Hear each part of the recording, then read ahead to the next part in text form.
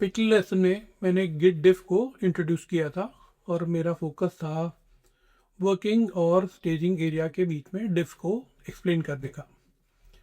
इस लेसन में मैं उससे आगे बढ़ूंगा और कंसेप्ट बताऊंगा डिफ का between repo and staging and repo and working area.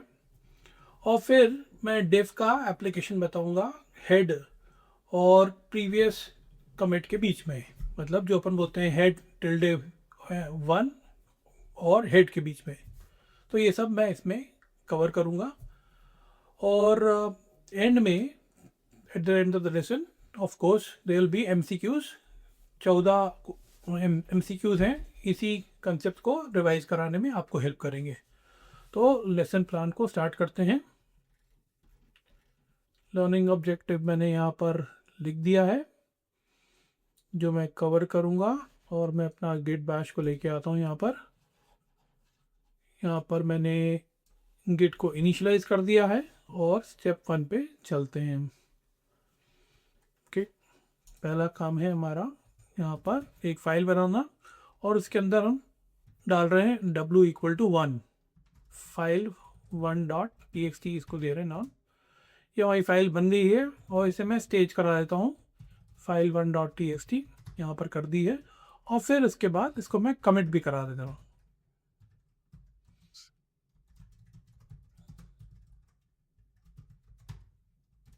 ये मैंने फाइल को कमिट कर दिया।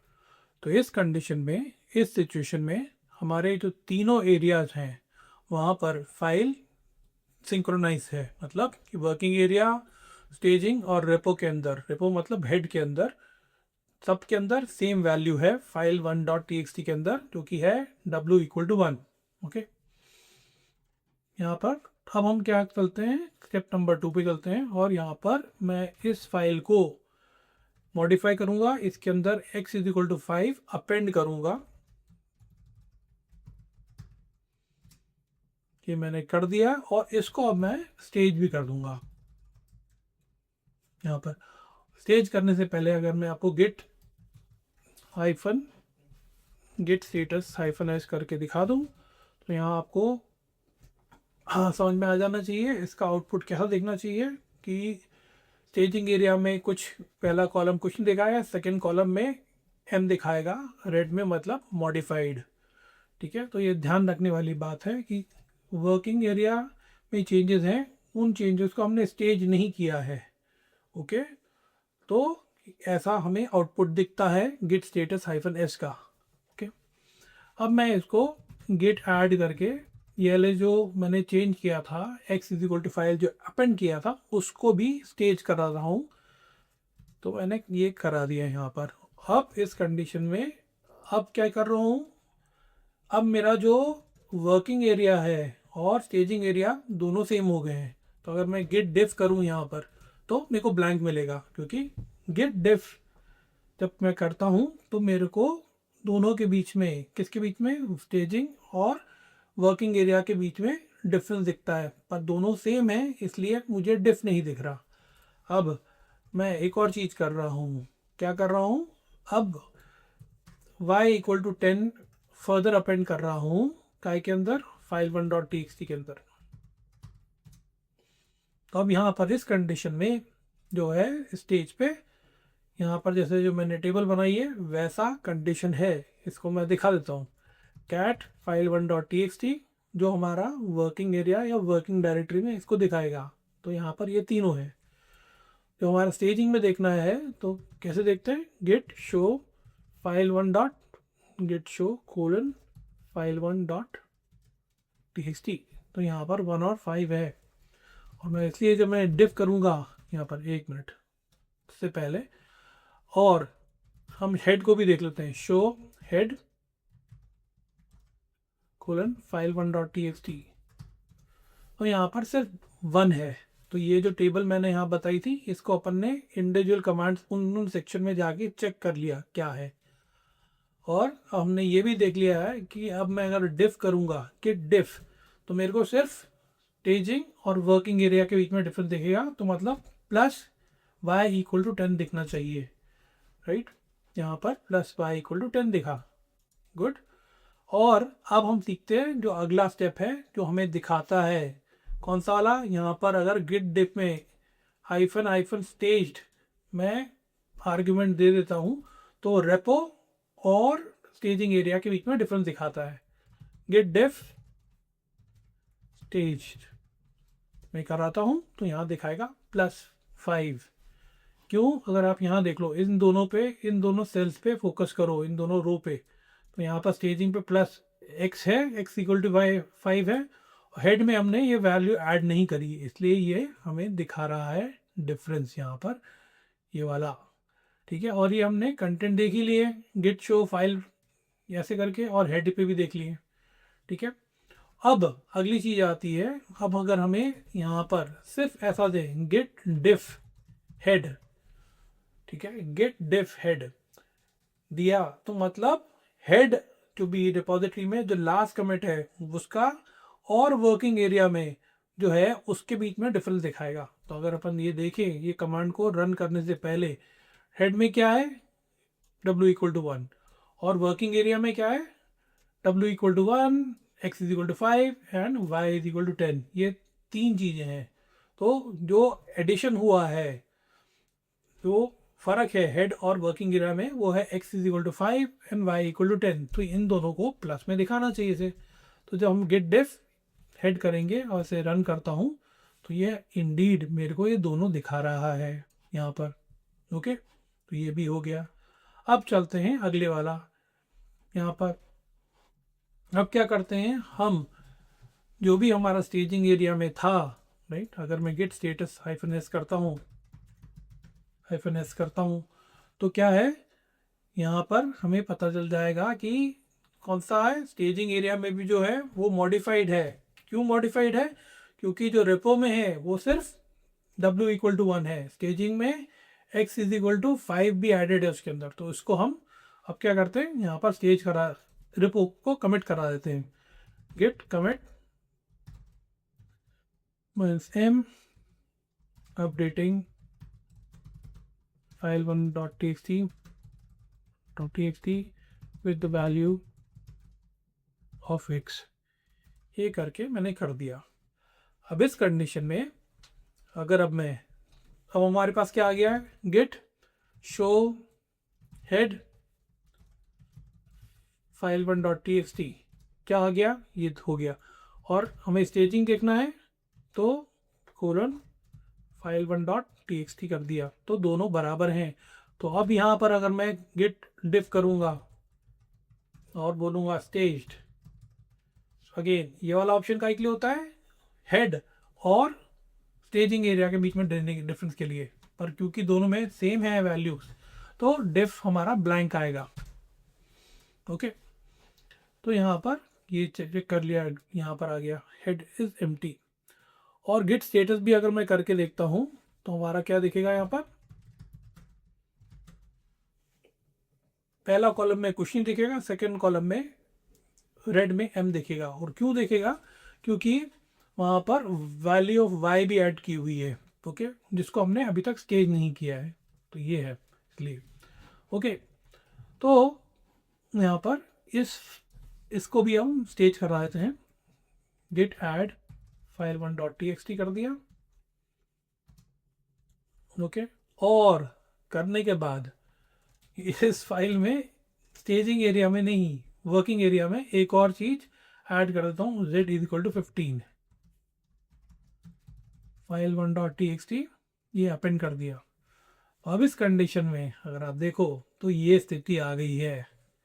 ठीक है, वर्किंग में क्या आ गया, ये आ गया है, स्टेजिंग में क्या आ गया, ये आ गया है। तो इनको एक बार मैनुअली चेक करके दिखा देता हूँ।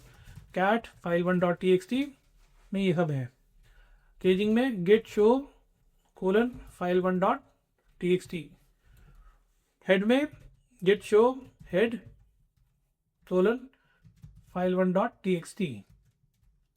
और पहले कमिट को जो हेड -1 है, इसे कैसे देखते हैं अपन, हेड 1 file1.txt ये दिखा रहा है। राइट। तो ये सब आ गए अपने पास मैंने वेरीफाई कर दिया है कि ये स्टेट है भी। अब यहाँ पर अपन एक एक करके देख सकते हैं वापस। स्टेज को देखना डिफरेंस, स्टेज को दिखाएगा यहाँ पर किसके बीच में डिफरेंस होगा, हेड और स्टेजिंग के बीच में। तो क्या आना चाहिए, 10 आना चाहिए, +10, y इक्वल टू 10 आना चाहिए। Git's diff hyphen stage, my bad, यहाँ पर दो, यहाँ पर हमारे 2 होने चाहिए कन्फर्म स्टेज, ये आ गया। तो यहाँ पर +y इक्वल टू 10 आ गया, ठीक है, ये कंफर्म हो गया। और हमें देखना है कि हमारा जो हेड है और वर्किंग एरिया में क्या डिफरेंस है। तो हम ऐसा कर सकते हैं, गेट डिफ हेड करेंगे सिर्फ, तो दैट विल शो अस कि यहाँ पर जो हेड है, यहाँ पर 2 वैल्यूज़ हैं, w की और x की, और यहाँ पर वर्किंग में y और z की वैल्यू एक्स्ट्रा है, इसलिए वो दोनों को प्लस में दिखाएगा। ओके, तो ये भी हो गया। अब अगला कंपेयर हेड वर्किंग, जो पहला कमिट था हेड का और वर्किंग एरिया के बीच में करना है। तो कैसे करेंगे, गेट डिफ हेड, ये बोल दिया, सिर्फ इतना बोल दिया, मतलब सेकेंड आर्गुमेंट बोलने की जरूरत नहीं है, वो ऑटोमेटिकली अगर हमने कुछ नहीं बोला तो वो वर्किंग एरिया से ही कंपेयर करेगा। ओके, तो यहाँ पर कंपेरिजन में क्या आएगा, अगर देखो तो यहाँ पर हेड जो पहला कमेंट था उसमें सिर्फ w इक्वल टू 1 है और वर्किंग में ये है, तो ये 3 चीज़ें प्लस दिखाई नहीं अपने को, तो क्या आ गया यहाँ पर, ठीक है। वर्किंग वैसे विद हेड अपन ने कर लिया है, और ये वाला भी करके देख लिया, 10 भी करके देख लिया। अब हम जो 2 कमिट्स हैं, पहला वाला और बाद वाला, इनके बीच में डिफरेंस देखना है। तो कैसे देखेंगे, इसके लिए अब हम करेंगे गेट डिफ हेड टिल्डे 1 और हेड, तो यहाँ पर दिखा देगा कि +5 है फ़र्क। ओके, तो ये आ गया हमारा, अभी तक जितने भी डिफ थे हमने उनकी फाइल के हिसाब से और के हिसाब से हमने कर लिया, और जो वर्किंग एरिया था वहाँ पर कर लिया, स्टेज कर लिया, फिर हेड कर लिया और हेड टिल्डे 1 कर लिया। अब हम इसी चीज़ को कैसे कर सकते हैं, हमारा कमिट आईडी से कर सकते हैं। काहे कि अगर रेपो से कंपेयर करना है, रेपो में हेड है और हेड टिल्डे 1 है, तो पहले हम क्या करते हैं, गेट लॉग 1 लाइन करके हम क्या कर देंगे, जो हमारे कमिट आईडी हैं, जो हैश वैल्यूज़ हैं, उनके फर्स्ट 7 कैरेक्टर्स ये दिखाता है, तो इसके थ्रू भी हम देख सकते हैं। तो क्या हो गया, और अगर मैं करता हूँ गेट डिफ 4E0BDBC, क्योंकि ये मेरी वैल्यूज़ हैं, ओके, एज कंपेयर टू 4858553, तो इसका नतीजा सेम है as compare to what, same as ये वाला हमने करके दिखा जो गिट हेड वाला। ओके, दोनों का सेम है, क्योंकि ये जो कमिट आईडी है, कौन सा वाला हमारा जो हमने दिया है यहाँ पर, ये वाला जो कमिट आईडी है हेड 1 का है, और दूसरा वाला जो है वो हेड का है, राइट। ये का है हेड टिल्डे 1 का है, मतलब फर्स्ट कमिट का, और ये हेड का है, इसलिए सेम चीज़ है, कमिट आईडी के हिसाब से सेम करके देखा और रिजल्ट सेम है। यहाँ देख लो +5 आया, यहाँ पर भी +5 आया, x इक्वल टू +x=5 आया है, ठीक है। ओके, तो और अगर मैं यहाँ पर फिर बोलूँ गिट डिफ, और क्या है हमारा, अगर ये वाला जो है यहाँ पर A4, ये किसका है, 8553, A4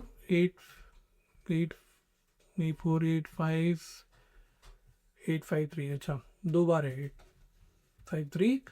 तो ये किसका है, ये जो है कमिट आईडी किसका है, ये है हेड का। और तो बेसिकली मैंने किसको रिप्लेस किया है, यहाँ पर हेड को रिप्लेस किया है। किस चीज़ को रिप्लेस किया है, यहाँ पर ऐसी हेड लिख रहा हूँ आपके लिए समझ आने के लिए, पर ये जो वैल्यू है हेड की कमिट की है और अगर मैं कुछ नहीं डालता हूँ यहाँ पर, तो ये क्या माना जाता है कि किससे कंपेयर किया जा रहा है, हेड को वर्किंग एरिया से कंपेयर किया जा रहा है। तो यहाँ पर ये ऐसा दिखा देगा अपने को, ठीक है। तो ये हो गया हमारा ये वाला।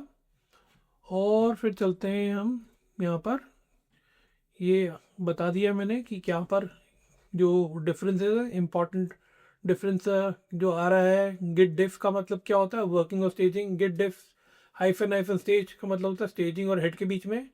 गिट डिफ हेड का मतलब होता है हेड टू वर्किंग, और गिट डिफ हेड टिल्डे वन का मतलब होता है हेड टिल्डे वन से वर्किंग के बीच में, right. So this is all.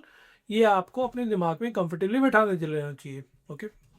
और यहाँ पर इंपॉर्टेंट एस्पेक्ट ये भी है कि सिर्फ एक आर्गुमेंट दिया गया है, वन आर्गुमेंट दिया गया है डिफ को, तो compare with working directory, right, करना है, ओके। ऑलराइट, टू आर्गुमेंट दिया है, कंपेयर्ड विथ ईच अदर, पहला एज कंपेयर टू दूसरा, ये होना होगा, ओके। ओके, तो ये लेसन समरी भी है यहाँ पर। Git track changes across multiple layers, git each git diff compare command compare the specific pair, understand the comparison direction is critical, head tilde one and head staging and working all represent different snapshots, अलग अलग जगह का एक value होती है, उसको अपने को कंपेयर करने आराम से कंफर्टेबली आना चाहिए। इसके साथ मैं ये लेसन को यहाँ पर कंक्लूड करता हूँ और मैं आपको लेके चलता हूँ MCQs की तरफ।